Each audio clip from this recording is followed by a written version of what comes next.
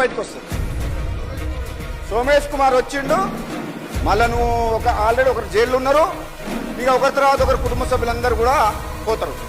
నేను కాంట్రాక్ట్ల కోసం వచ్చిన అయితే నేను ఇక్కడ ఎందుకు అధ్యక్ష? వాళ్ళమ్మడి 12 మంది ఎమ్మెల్యేలు పోయినప్పుడు 12 మంది ఎమ్మెల్యేలు పోయినప్పుడు నేను కూడా పోతుండే అధ్యక్ష.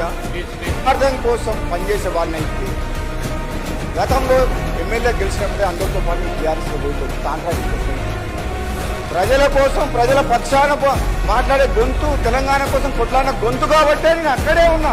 మళ్ళీ ఇక్కడికి వచ్చింది. మీరు ఆ అంశం మర్చిపోవద్దు.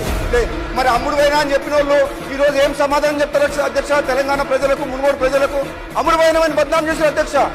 మళ్ళీ కాంగ్రెస్లోకి వచ్చి, తెలంగాణ ఇచ్చిన కాంగ్రెస్ పార్టీకి వచ్చి మిమ్మల్ని అక్కడ పంపిస్తానికే వచ్చిన అధ్యక్ష. ఆ విషయం మాత్రం క్లారిటీ ఉంది అధ్యక్ష. తెలంగాణ ప్రజలకు కూడా నమ్మకం కలిగింది అధ్యక్ష. ఎంత బదనాం చేసినా చరిత్రలో చివరకు గెలిచేది ధర్మమే.